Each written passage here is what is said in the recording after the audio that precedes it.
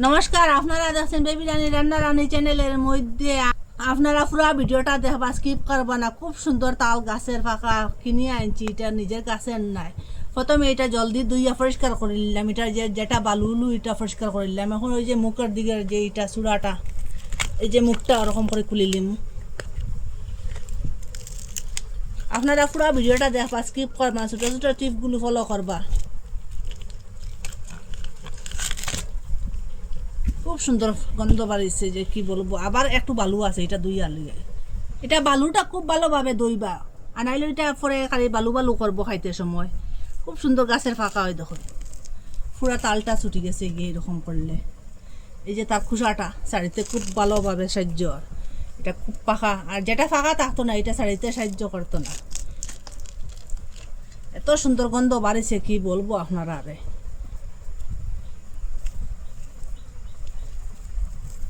পুরা বছর অপেক্ষা করিয়া থাকুন, তাল কবে আসবে, তালের পিঠা হবে বানাইয়া খাবে।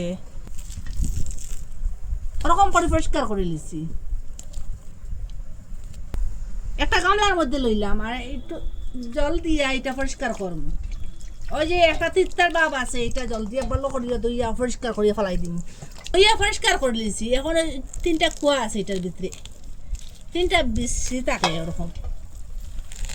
এই দেখুন, একটু জল দিয়ে এটারে নরম করব।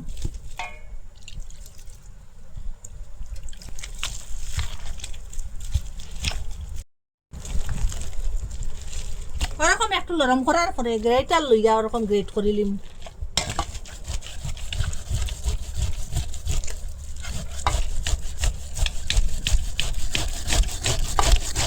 ওরকম করে সব লই লিছি। দেখুন, একটা গামলার উপরে নেট লইছি, একবারে এটা যে শাখা যাইব একসাথে লইলিম। ওইটা খুব সহজে, খুব তাড়াতাড়ি এরকম লওয়া যাইব। যেটা চাবড়াগুলো এটা নেটের উপরে থাকবো। গামলা গু একটু জলদি ধুইয়া দিলেন।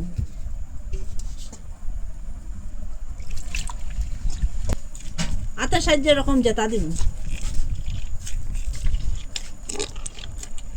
1 বাটি চাউলের গুঁড়া দিলাম, শুকনা চাউলের গুঁড়া দিয়া দিলাম। আপনারা এটা বীজাও দিতে পারেন করে কুটিয়া, আর শুকনো এটা বাজারেও কিনতে পাওয়া যায়। অর্ধেক বাটি ময়দা দিয়া দিলাম। 1 বাটি চাউলের লাগি অর্ধেক বাটি ময়দা দিলাম। আর এখানে সুজি 2 চামচের মতো হইব, 2 চামচের মতো সুজি দিলাম। আরে একটু দুধ দিয়ে দিলাম। আপনারা এখানে জলও দিতে পারেন, দুধের জায়গা। স্বাদ মতো লবণ দিয়ে দিলাম। এখানে চিনি দিয়ে দিলাম একটু। আর এখান থেকে একটু একটু তালের কাঠ দিয়া দিন, যতটা লাগে অতটা দিয়া দিবা। এখানে আর একটু দুধ দিয়া দিলাম। দুধটা দিলে একটু পাতলা হইব, তালের কাঠটা একটু ঘন।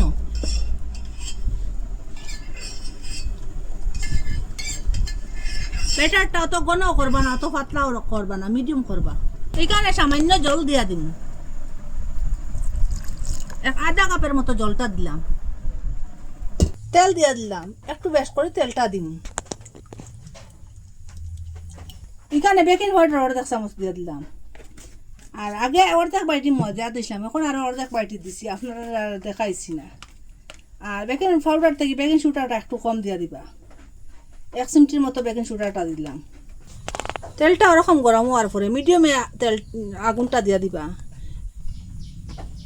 বেশি জুড়ে আগুনটা দিবা না, নাইলো ফুয়া পিঠাটা জ্বলি দিব। মিডিয়াম করিয়া দিবা ওরকম চামচের সাহায্যে। পাল্টাইয়া দিয়ে 10 সাইডটা ওরকম করি কালারটা হয়ে গেছে। এখন তেল থেকে উঠাইলে তেলটা জুড়াই জুড়াইয়া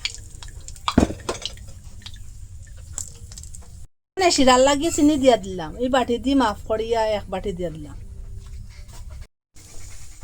আরো বাটি দিয়েছে, আরো 1 বাটি জল দিয়া দিলাম। মুখ ফাটাইয়া এলাইচ কয়েকটা দিলাম, খুব সুন্দর গন্ধ হইব। আর চিনিটা এখন গলুক। শিরাটা ওরকম ফুটার পরে এইটা একটা দুটা না হইল, এখন গ্যাসটা বন্ধ করে দিলাই।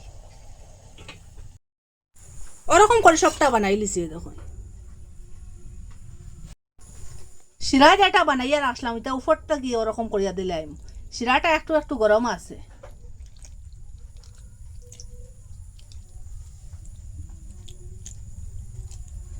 ওরকম 1 ঘন্টা রাখি দিবা। আর শিরাটা সব ভিতরে ঢুকিব। আপনারা তো কত মালপোয়া বানাইয়া খাইছেন, ওরকম তাল যে এখন বাজারের মধ্যে প্রচুর আসছে, তাল দিয়ে ওরকম মালপোয়া বানাইয়া খাইবা, ভিতর থেকে সফট আর বাইরে থেকে অত ক্রিস্পি। এরকম যদি বানাইয়া খাই আর একবার খাইলে বারবার খাইবার ইচ্ছা করবো। আপনারা মিস করবা না, ওরকম তাল থাকতে থাকতে বানাইয়া খাইবা। আর ফুলকো ফুলকো কিরকম হয়েছে, আপনারা দেখতে যেরকম সুন্দর খাইতে ওরকম স্বাদ। আর যারে দিবা সে ওইটা যত খাইব তত খাইতেও থাকবে, একবার খাইলে খালি বারবার খাইবার ইচ্ছা করব। আপনারা কই থাকি দেখা কমেন্টের মধ্যে নিশ্চয় জানাইবা। আর ভালো লাগলে লাইক কমেন্ট শেয়ার সাবস্ক্রাইব করবা। আর এটা চার সাথেও খাইতে পারবা, আর এমনিও খাইতে পারবা। আর আজকের ভিডিও এখানে শেষ, নতুন একটা ভিডিও নিয়ে ফিরে আসবো বন্ধুরা।